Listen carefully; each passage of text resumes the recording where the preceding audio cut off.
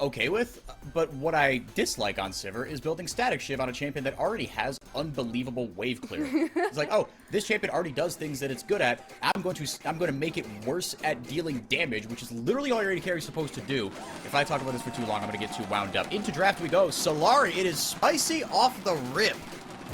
It is already spicy because I'm seeing that Tristana as the B1 pick, kind of one of those B1 picks that we expected to see there. It is going to be a pick for Lava, and Ellis again playing on his Mumu. But I love what's happening on the other side of the map because we talked about the importance of the top lane and the importance of this Rumble, and it's going to be secured for ZZK plus Zaya for Ninja Kiwi. Honestly, so far I am really happy with the picks because look at what's coming up. That is on for the top lane of the Los Grandes. That's the only thing that we kind of didn't expect, is pivoting a little bit away from the idea. Hey, we want to have some carry-oriented picks on the top lane, but I like it for Los Grandes because this time NL doesn't need to pay any attention to the top lane whatsoever, and he can focus on whatever is happening on the other side of the map.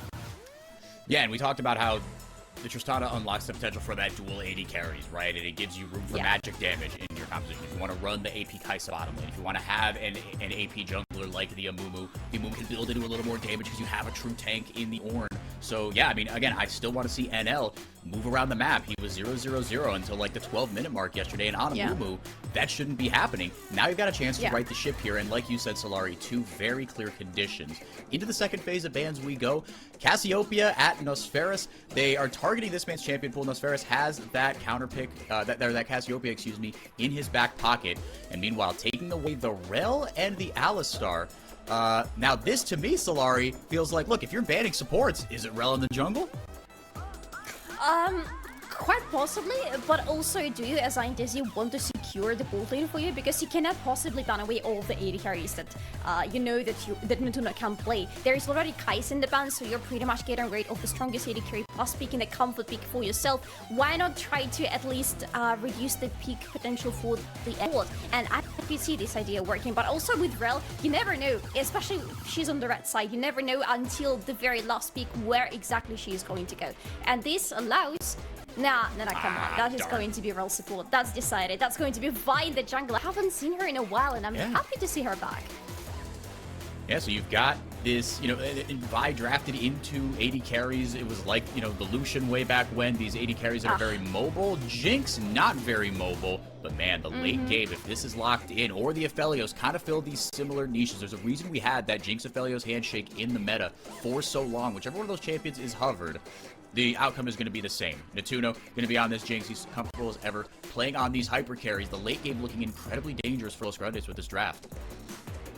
However, usually, at least in the last couple of drafts, whenever the last couple of patches, sorry, whenever I saw Jinx being picked, there had to be a couple of conditions for her, and one of the conditions would be to ban out Vi, because Jinx is very immobile as long as she's not excited in the fight, and Vi can absolutely jump on top of her and kill her on the spot, and it's really hard for Jinx to find any reliable answer into the hard backlane engage. Now that she has Thresh with her, with a Lantern, maybe it's going to be a better idea, especially because it's not anybody but Ranger playing this Thresh, and if they trust anybody with their Thresh pick, that is going to be that guy.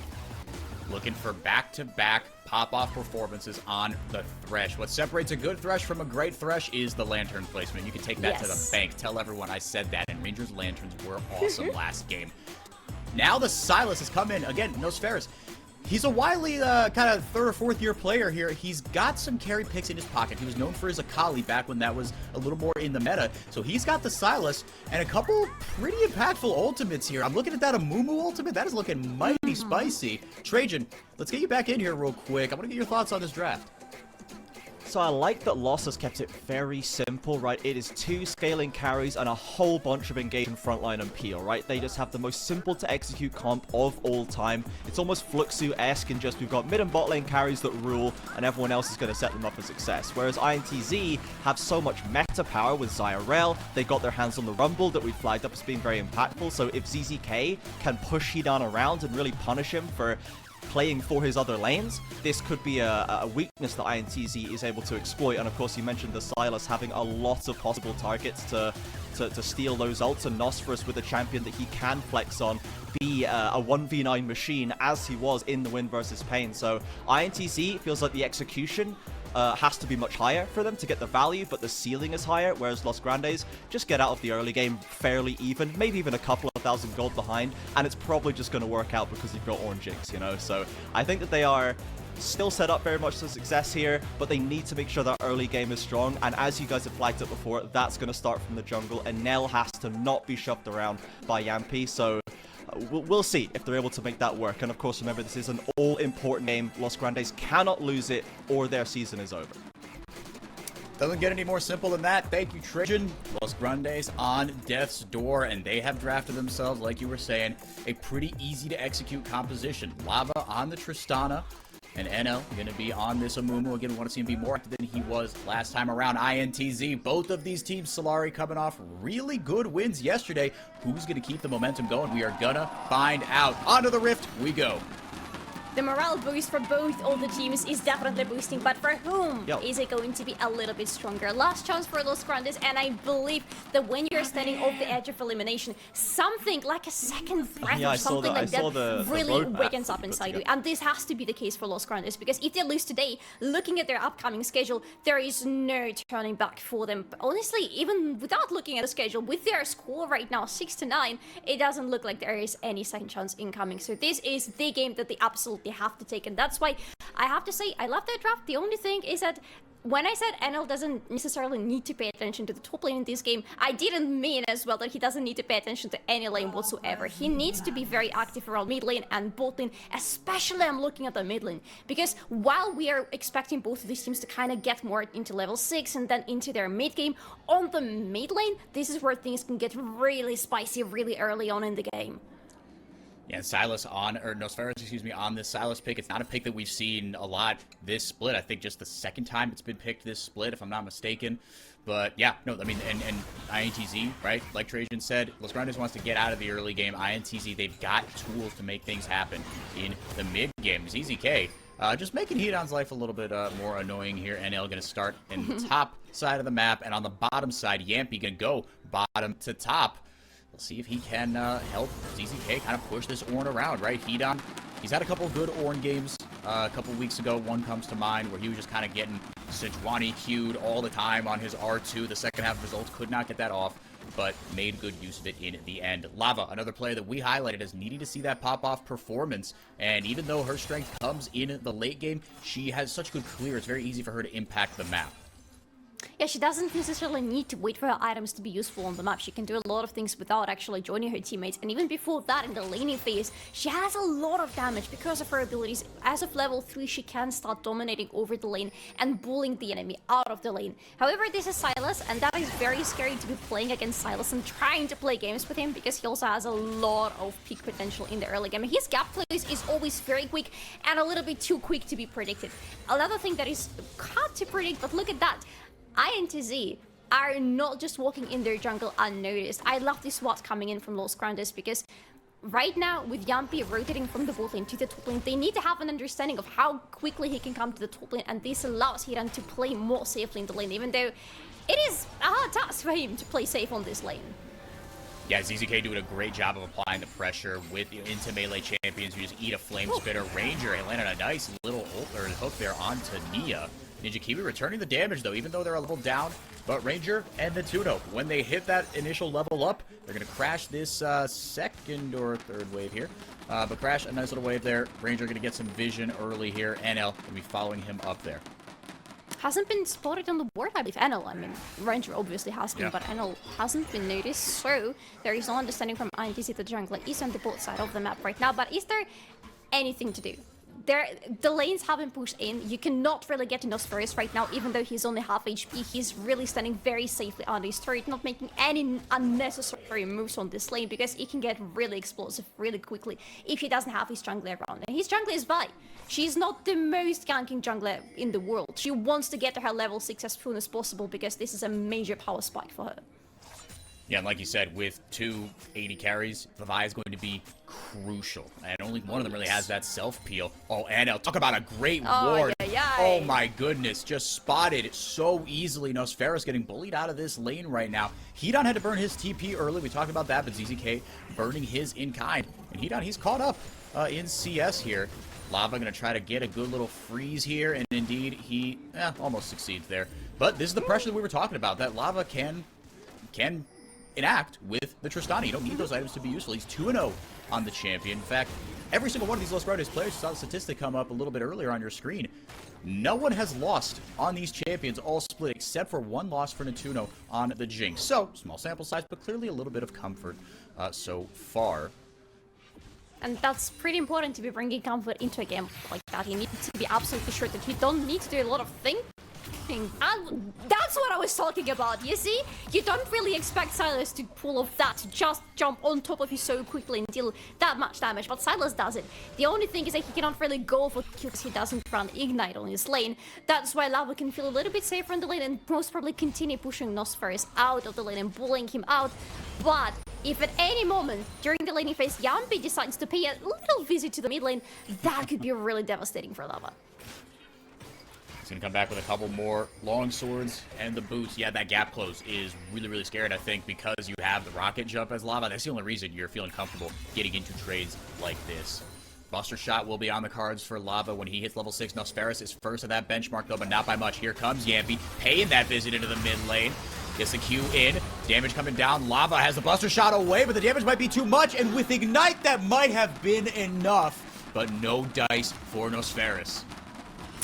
Just a little bit not enough for INTZ. Either an Ignite or a level 6 on Vi, and it would have been a kill confirmed for them. But with nothing available, you gotta find two somewhere else.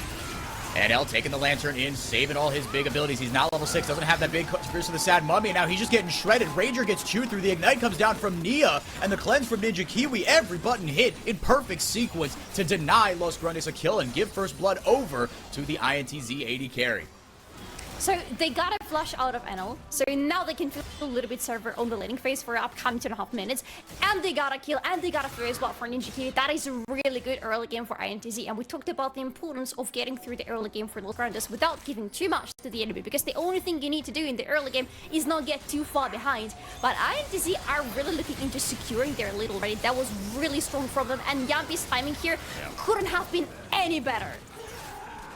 Yeah, exactly. I mean, even in the 2v2, you saw the damage that Ninja Kiwi was dealing, but he felt so comfortable doing that damage because he knows, I've got the Vi coming in right behind me, and even though she's not level 6, the way she can shred the armor early and just do a lot of early base damage. Like you said, she's not really a great ganker pre-6, but she can still do a lot of early damage. Coming back with a Noon Quiver is Ninja Kiwi, and Ranger still, you know, not letting Nia play the game, but you look at the difference in the items of these AD carries right now and their ability to fight. It's night and day. Yeah, you don't want to be fighting Ninja Kiwi right now. Even though he doesn't have a cleanse, he has a flash, and he's going to be level 6 fairly soon, and after that, it's going to be really hard to get on top of him. Ooh. Easy okay, that's a statement. Yeah, that was, just dropping the equalizer. The cooldown on that is short, but I'm surprised that he just dumped it kind of on NL like he did. First dragon secured by INTZ. Yampi went right back down to the bottom lane, but they're tracking NL, right? I mean, you saw that in, you know, initially ZZK hovered into the blue buff side of the top side jungle, and he knew exactly where NL was, and he is making sure that, look, this Amumu, he's got a lot of great gank potential, but we're going to know exactly where he is at all times, and that hasn't even come from the enemy jungler. It's just been ZZK. Look at that, and right now we know that he's on the top side of his jungle, so we can start the dragon, and after that, where is he going to rotate? He needs to go to get the herald, because there needs to be an exchange of objectives. But he cannot do that, because his top lane is sitting under the turret, and his mid lane, even though he has a prio, you need to help him out a little bit more to get Nosferis out of the lane, and you cannot do it. You cannot find an opening onto him, because Nosferis is stepping away from his lane. So what do? You don't go to the herald, and you give away the prio to INTZ to start it on their own terms. Natuno and Ranger almost able to grab Ninja Kiwi. Now, Yampi, like you were alluding to, Solari, with complete control over both objectives. They know exactly where NL is. He's down in the bot lane, but his lane is pushed. They've got that bottom ward, that bottom river just lit up with wards.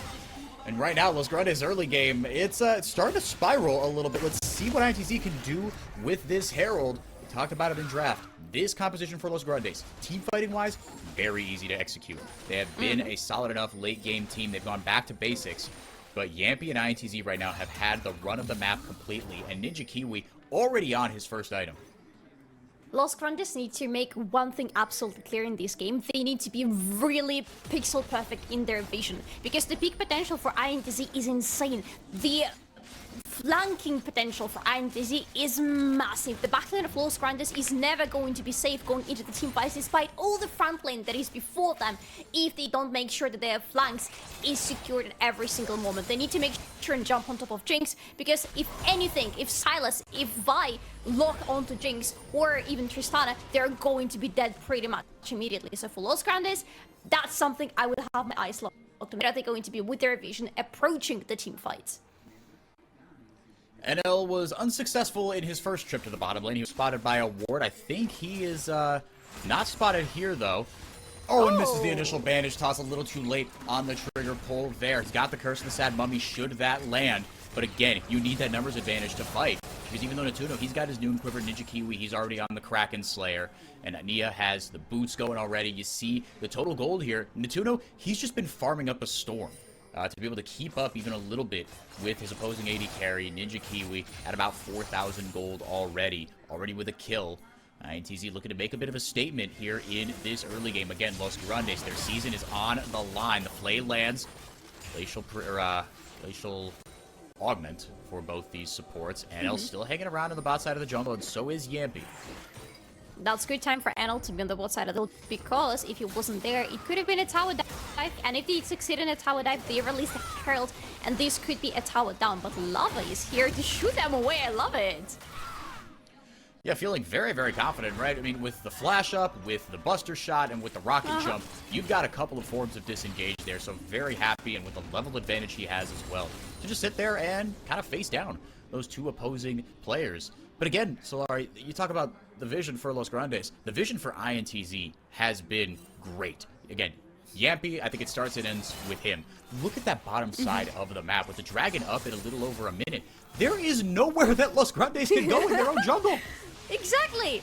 INTZ see absolutely everything on this part of the map. They are pretty blind at the top part, but they don't need to see anything there. They have almost 3.5 minutes to set up more vision in there. Right now, bot lane is where they want to be, where they want to see things, and boy oh boy for Los Grandes, that's not their jungle anymore. No, all your jungle are belong to us, said INTZ. CZK looking for a little bit of a collapse here. Hovering down from the top lane, the Herald is popped. They're going to get a bunch of plates here, lots of gold if they can get that second plate as well, that third one, I should say. Nia just running interference, playing in that front line, creating a point of pressure in the mid lane. Still 30 seconds to the dragon, but INTZ have, again, complete run of the map right now. There is nothing that Los Grandes can do, and in a straight-up fight, again, they are weaker. INTZ countering this early game very well. By being much more proactive and much stronger in the early game. That's the best counter to the enemy's early game, especially when they have to have it just, calm, with nothing happening, force them to have action, and INTZ did exactly that. It's only 1 kill for them, but the difference is already starting to get bigger and bigger. There's around 2k gold difference between the teams. I never can calculate the exact gold difference between the teams, but it's like around 2k, the math is kind of nothing there. And what's most important is it's going to be even more now, because INTZ are starting the dragon, and look at the numbers they have around it. I mean, just doing so well creating prio before these objectives, right? I mean, you saw ZZK do it as they grab up the Hextech Dragon. It's going to be the Infernal Soul on the cards. So you can bet every single one of your dollars that INTZ are going to be looking for these, because they are going to get outscaled in the late game. But if they can grab that Infernal Soul, if they can get the dragon stacking going, that's going to make Los Grandes' life, even with an Ornn, even with 2 marksmen, a lot more difficult in the late game. Exactly.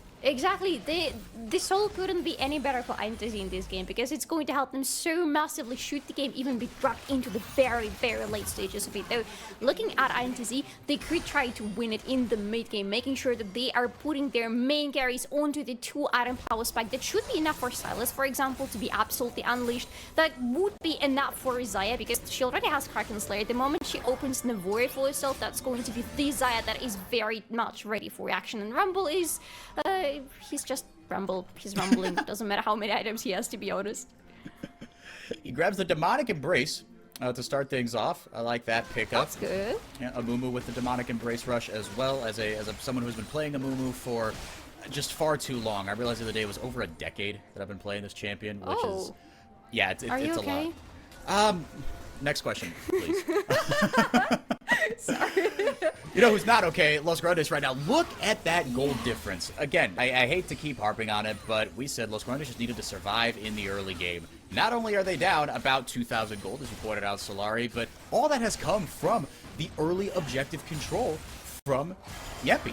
I said it starts and ends with him. He is the puppet master of this team. The continuity on this roster has paid off, and in no small part thanks to him, a veteran of the Brazilian scene, looking for what would be I mean, if INTZ could make a run in playoffs and win a best of 5 after, oh, hang on a second, you know who just got caught? It's Nia! Oh, flashing away just at the last second. Ranger almost had the death sentence on lock there. Now they have control over this Herald pit, but someone's recalling. And destroying a turret in the bot lane. In the meantime, CZK even has a teleport, so yeah, he's using it. Look at it, they want to fight for this Herald. That's profit, Solari, to you. They are going to fight over this Herald. Nosferos grabs the Curse of the Sad Mummy. Oh, that gets me very excited. My favorite thing to do on a Mumu is press R. And guess what? Nosferos can experience that too. Lava going to start free firing there, steal away the Herald from Yampi. Here comes the call of the Forge God. If Hedon can land it onto 3, which he does, there goes NL. He's got his own Curse of the Sad Mummy. No, he doesn't. It's off cooldown. Nosferos in the midst of things. Yampi, can he get out? NL flashing away, or flashing towards trouble, excuse me. Nosferos left all alone. Natuno gets excited, and Natuno cleans up the fight. 2 for 0 for Los Grandes, but they do lose the Herald. I think that's more than fine price for them to pay for losing the Herald. That was good from them. That was good from Hedon. And finally, we see this team fighting team. Wait, are they not done yet? Oh, Ninja Kiwi. Ninja Kiwi. Oh, he gets buster shotted with the follow. Oh! No way! Ninja Kiwi gets his life taken from him in the end. But what a little outplay by the Zaya. Oh, that was just beautiful to watch. He didn't just go down, he took someone with him. And not just someone, but Lava, the Tristana from the enemy team. And ZZK? It's ZZK not letting Hedon go quietly into that good night. You've got a mythic item. Guess what? I've got a demonic embrace. No Ord is safe. Let's get another look at this fight here. It starts with that TP from ZZK. But Los Grandes, they play this fight patiently, and they come away with 2 kills because they get Natuno online. I absolutely love that Los Grandes are grouping up so much in this fight because they know what the idea for INTZ is, to try to split them up, to try to get to that backlane and separate it from the front lane, get rid of the backlane, and then hopefully even get out of this alive. But Los Grandes are grouping up so much and they're letting Hedon go absolutely unleashed in this fight with his very good Call of the Forge. He had like a 3-man knockup in this fight, and that was everything that Los Grandes needed to use it as a trigger and to turn immediately onto INTZ, securing a kill, securing another one, and then the 3rd one. But yeah, they had to pay for this one. Ninja Kiwi with a cheeky Feather Storm. Didn't blow the flash, didn't blow the cleanse. He knows, no. Those buttons are too valuable. I have another button that I can press to stay alive in this situation. And now, Solari, things are getting interesting because not only have Los Grandes closed this gold gap, it's about closer to 1,000 now. They're up a kill, but crucially, now they're feeling a lot more comfortable taking these fights. And I think, actually, now that I'm saying that, they had both their mythic items online. The BF swords are the rewards of that last fight. But Los Grandes, like you said, they're grouping up at smart times. They're waiting for those spikes and fighting on them. And you got to give credit to them because INTZ, they had the advantage for so long, items-wise, and they weren't able to capitalize. But now, do the Los Grandes have enough of the advantage in their hands? Because the dragon is up, and that's going to be the 3rd dragon for INTZ if they take it. But look at Los Grandes, they are already at their river. Yes, it's going to be the Herald, and yes, they have to sacrifice this turret on the mid lane. But if they get the Drake, if they start stacking up the Infernal Drakes, and if they deny the soul for INTZ, that's going to be a good pay, by the way, from the Herald. That is a turret down. Could be a 2nd pay as well. Oh man, we are getting a double pay that's a good right pay. Into the tower. And now Los Grandes, they're kind of being dragged around the map here. Oh, Nosferos, he's looking for a flag, but Hedon pulling the trigger right now. He knows he's got a numbers advantage. Lava jumping forward, and they shred through the rumble. ZZK is down. Natuno gets jumped on by Yampi, but bailed out by Ranger. The phenomenal play from Thresh continues, but Ninja Kiwi has that dog in him. He goes forward and takes a bite out of Natuno. The AD carry is down. Lava gets jumped on. Yampi playing this Vi like it's Arcane Season 1. Main character energy. Nosferos cleans it up. INTZ 4 for 1. And they take the price for that, and the price is a 3rd dragon. Oh, that is working so good for INTZ. There was one fight that Los Grandes had in their hands, but INTZ dragged them away because the position for Los Grandes was perfect. With the upcoming Drake, they are at the river already. They have the vision around them. They secure the pit itself. But then, because of this Herald on the mid lane that they gave away in the previous fight, they have to turn around, they have to try to stop it from the second phase. They don't succeed in it, and then they add the second one on the Reaver. And if you don't have really strong engage ultimates, like the Maokai, for example, or Sejuani's ultimates, it's really disadvantage for you to be the second one at the Reaver. And after that, Yanpi is going absolutely nuts in this fight, just giving so much space to Ninja Kiwi to do exactly what he wants to do, and then he's like, hey, who else needs space? I'm gonna bring it to you. Serving it up on a silver platter, all that space. Yeah, I mean, it's phenomenal because that is something you kind of worry about with INTZ's composition. Yes, you've got Rel with the Magnet Storm, and she's incredibly strong, but you're still a support, right? You are not a true tank. You're good for one in. You've got to get the heck out of dodge because you can get melted through, especially with 280 carries with Kraken Slayers and an Amumu with a Demonic Embrace. You are going to get melted.